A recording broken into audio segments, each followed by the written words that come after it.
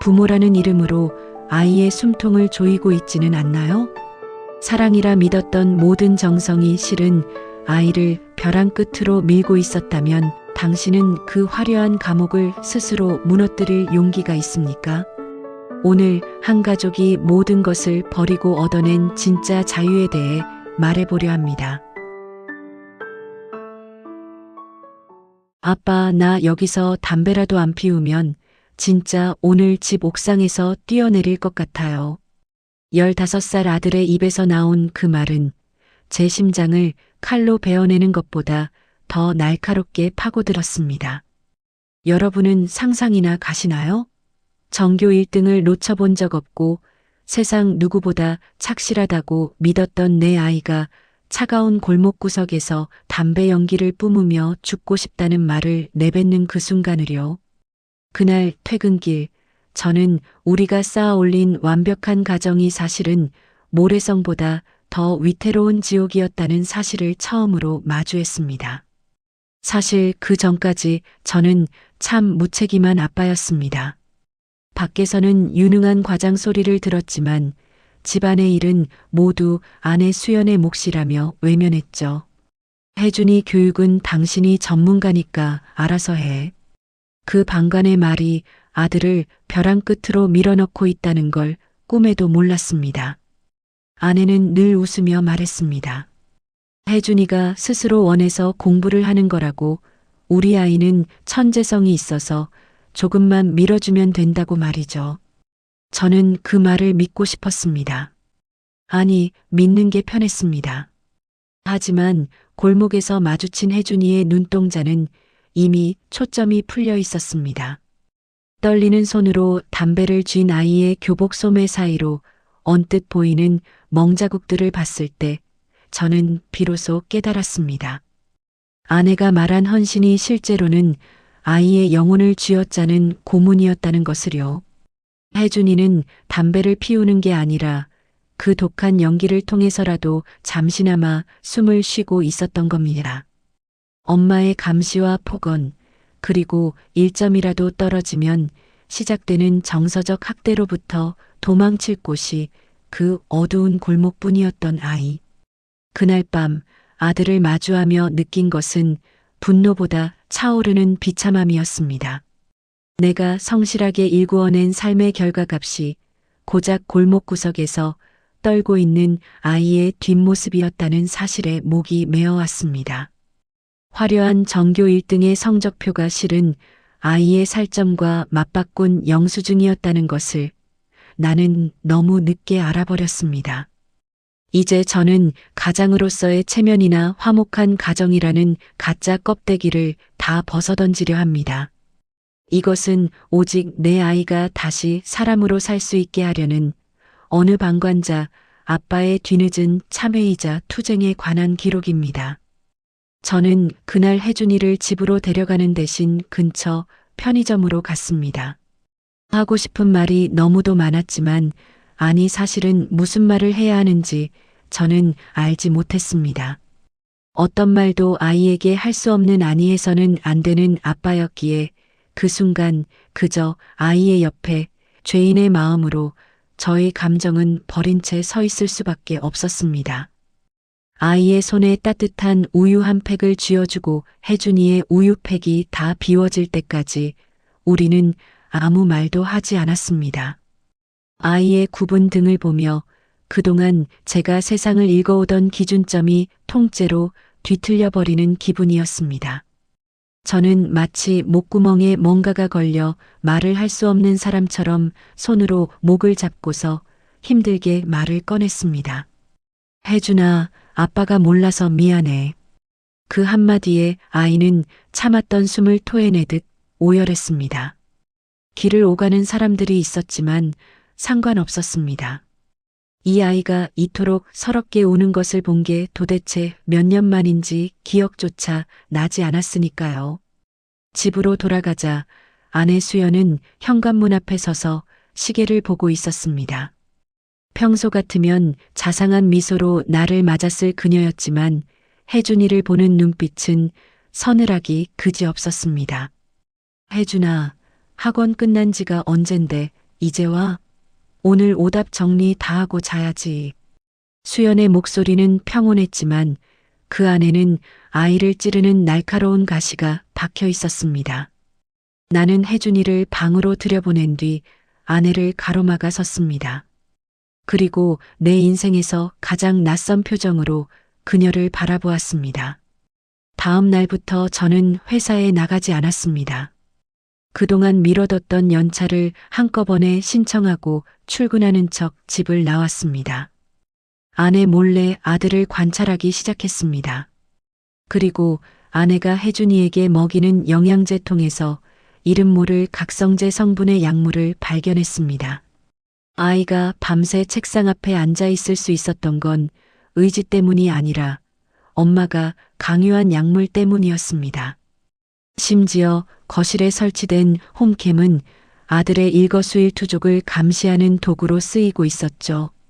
아내는 혜준이가 밥을 먹는 동안에도 끊임없이 명문고 입시 데이터를 은조렸고 아이는 영혼 없는 인형처럼 고개를 끄덕일 뿐이었습니다.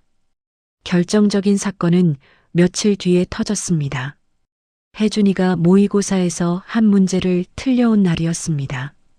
거실에서 들리는 아내의 목소리는 평소의 우아함이라곤 찾아볼 수 없는 광기에 젖어 있었습니다. 내가 널 어떻게 키웠는데 그딴 문제 하나 때문에 내 인생을 망치겠다는 거야? 둔탁한 소리와 함께 아이의 비명이 들렸고 나는 서재문을 박차고 나갔습니다. 바닥에 엎드려 있는 혜준이와 그 위에서 악을 쓰는 아내를 본 순간 나는 깨달았습니다. 이곳은 더 이상 집이 아니라 탈출해야만 하는 전장이었습니다. 나는 그 길로 혜준이의 가방을 챙겼습니다.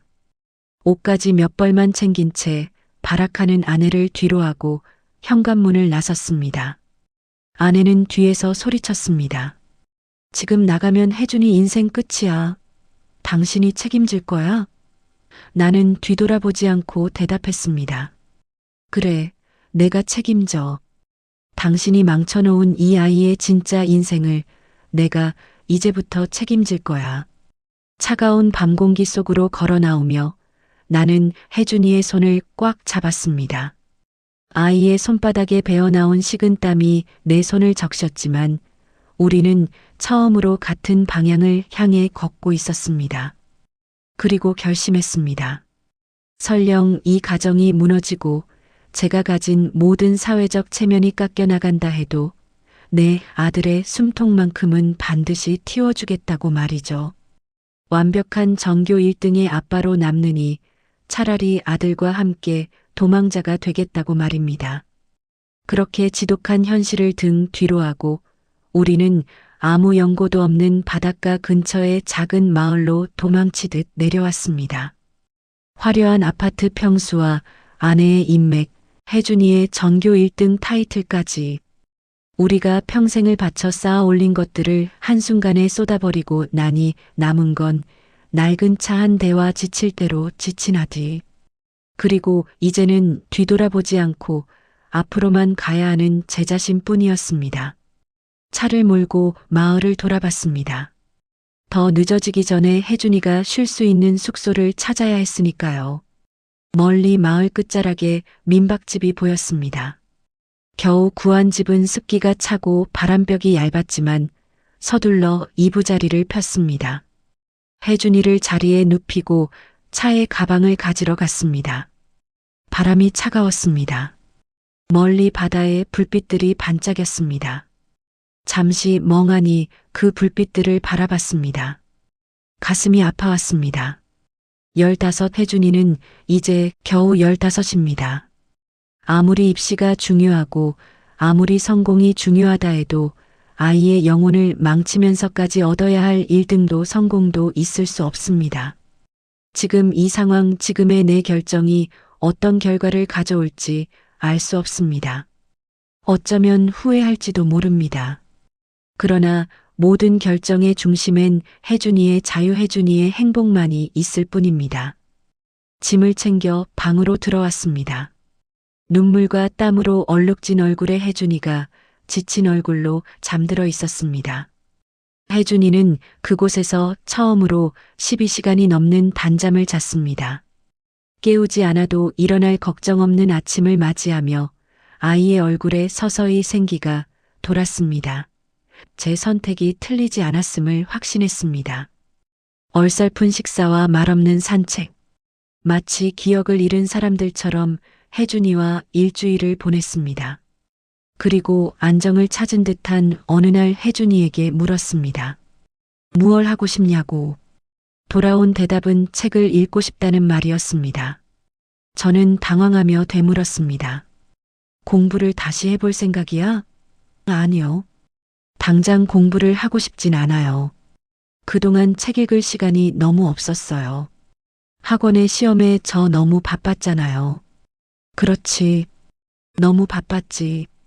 혜준이는 어릴 적부터 책을 좋아했습니다. 어딜 가나 손에 책이 들려 있었고 보던 책을 다 읽지 못하면 학교에 갈 수 없다고 고집을 부리기도 했으니까요. 그럼 책을 사러 시내로 나가지고 했더니 근처 마을에 도서관이 있을 거라며 갑자기 밖으로 나갔습니다. 저도 뒤따라 밖으로 나갔습니다. 마침 마당에 주인 아주머니가 생선을 손질하고 계셨습니다. 여쭤보니 마을 회관 옆에 도서관이 있다고 했습니다. 집을 나서 도서관으로 가는 발걸음이 가벼웠습니다. 목적지도 없이 도착한 이곳에서 일주일 만에 느끼는 편안함이었습니다. 작은 시골집 문을 열고 들어선 곳은 도시에서만 보던 높은 책장에 책이 가득한 도서관은 아니었습니다. 그러나 먼 훗날 혜준이와의 추억이 될 것 같은 소박하고 아늑한 분위기였습니다. 자퇴서를 내고 학교를 그만둔 혜준이에게 안전한 장소, 위로가 되는 장소 그곳을 찾은 겁니다. 혜준이는 학교 대신 마을 도서관으로 등교하기 시작했습니다. 처음엔 갈 곳이 없어 숨어든 곳이었지만 어느덧 아이는 그곳의 낡은 나무 냄새를 좋아하게 되었습니다.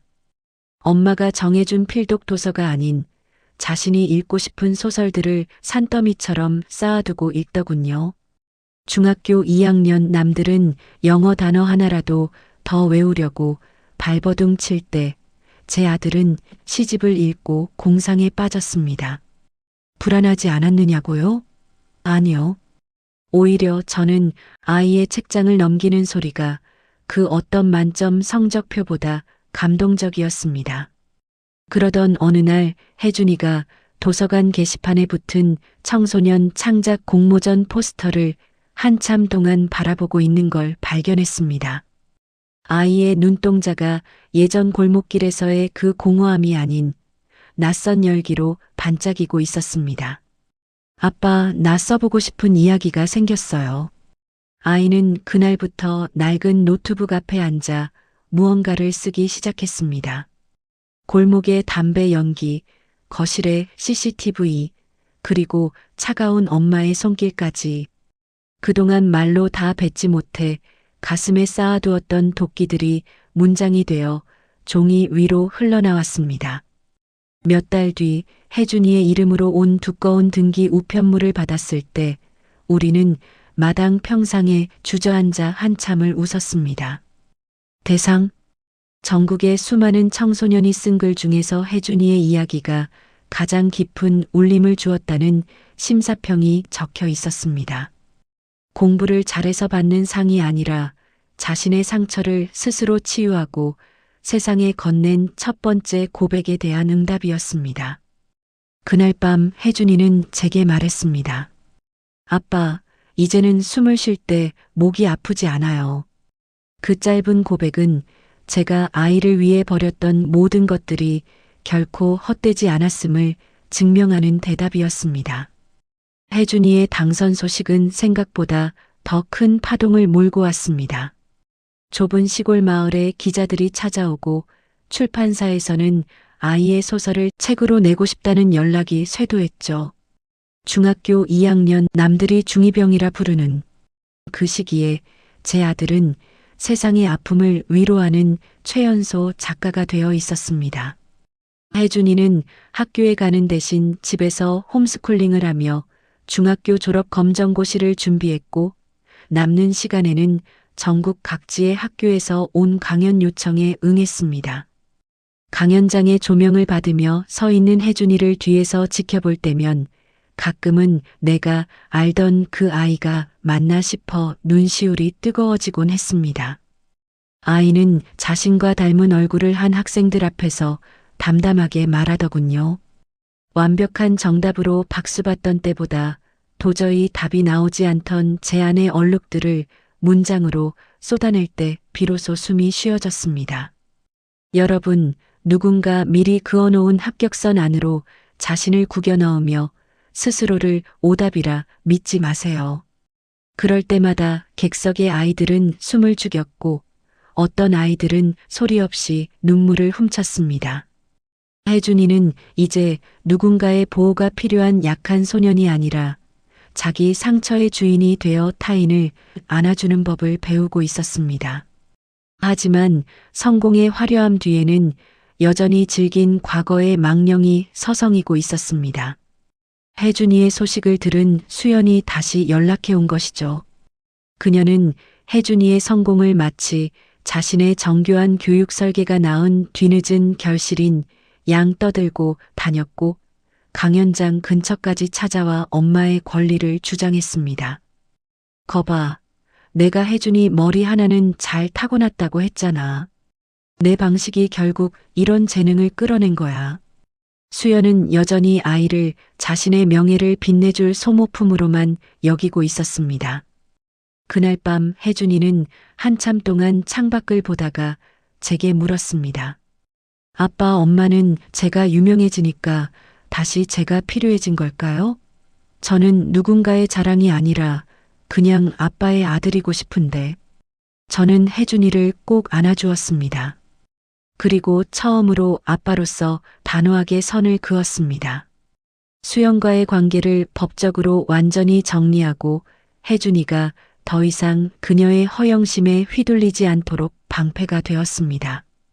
그것은 한때 사랑했던 사람에 대한 잔인한 단절이 아니라 내 아이가 겨우 틔운 숨통을 지키기 위한 최소한의 방어였습니다.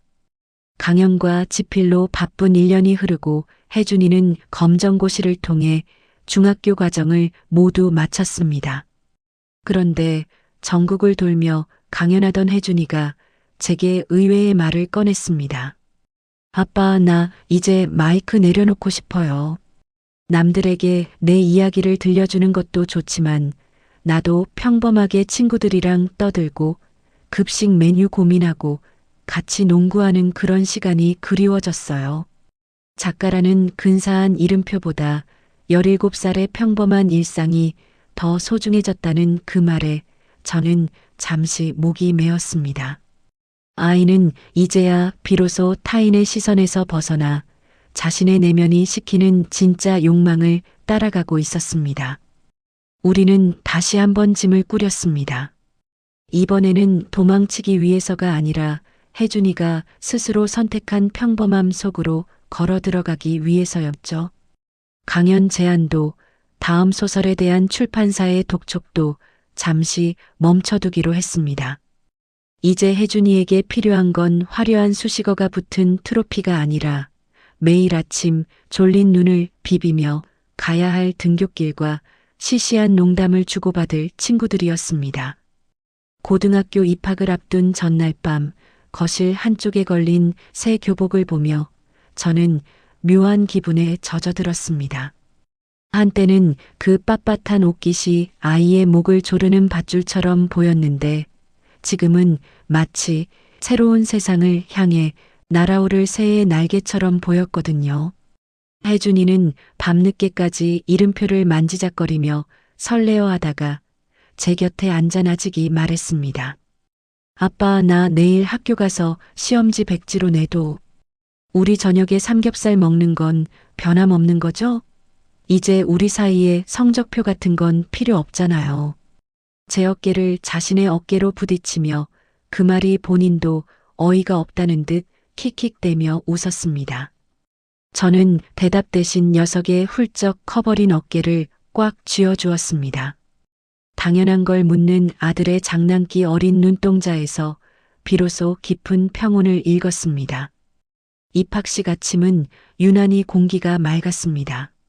주방에서 서툴게 된장찌개를 끓이는 제 뒤로 교복을 갖춰 입은 혜준이가 나타났습니다. 거울 앞에서 옷매무새를 다듬는 아들의 뒷모습은 더 이상 위태롭던 중학교 2학년 소년이 아니었습니다. 자신의 상처를 정면으로 마주하고 그 고통을 문장으로 이겨낸 강인한 청년의 실루엣이었죠. 아내는 여전히 멀리서 자기만의 성벽을 쌓고 있겠지만 이제 우리 부자에게 그 성벽은 아무런 위협도 되지 못합니다. 우리는 이미 그 담장을 넘어온 사람들이니까요. 현관문을 나서기 전 혜준이는 신발끈을 단단히 묶었습니다. 예전처럼 현관문에 주저앉아 신발을 구겨 신던 그 무력함은 이제 찾아볼 수 없었습니다. 문 밖을 나서자 쏟아지는 봄 햇살이 혜준이의 이름표 위에서 눈부시게 부서졌습니다. 아빠와 함께 걷는 짧은 등굣길, 우리는 특별한 대화를 나누지 않았습니다. 그저 발걸음 소리를 맞추며 걷는 것만으로도 충분했습니다. 교문 앞에 다다르자 혜준이가 제 쪽을 돌아보며 환하게 웃어 보였습니다. 억지로 꾸며낸 모범생의 미소가 아닌 17살 소년의 웃음이었습니다. 아빠 다녀올게요. 저녁에 우리 삼겹살 구워 먹어요. 씩씩하게 손을 흔들며 교문 안으로 뛰어들어가는 혜준이의 뒷모습을 한참 동안 바라보았습니다. 수많은 학생 사이로 섞여 들어가는 그 평범한 뒷모습이 저에게는 세상 어떤 풍경보다 찬란했습니다. 이제 혜준이는 누구의 트로피도 누군가의 그림자도 아닙니다. 스스로 쓴 문장들로 길을 내고 자신의 발로 그 길을 걸어가는 진짜 삶의 주인공이죠. 저는 한참을 그곳에 서 있었습니다. 가슴이 두근거리고 눈물이 핑 돌았습니다. 드디어 제 아들의 진짜 이야기가 시작되었으니까요. 완벽해 보이려 애쓰지 않아도 괜찮습니다. 우리는 그 자체로 충분하니까요. 삶의 궤도를 수정하는 건 포기가 아니라 나를 찾아가는 용기 있는 선택입니다. 오늘 이야기가 여러분의 마음을 들여다보는 계기가 되기를 바랍니다. 더 깊은 공감과 위로를 나누고 싶다면 구독과 좋아요로 함께 해주세요.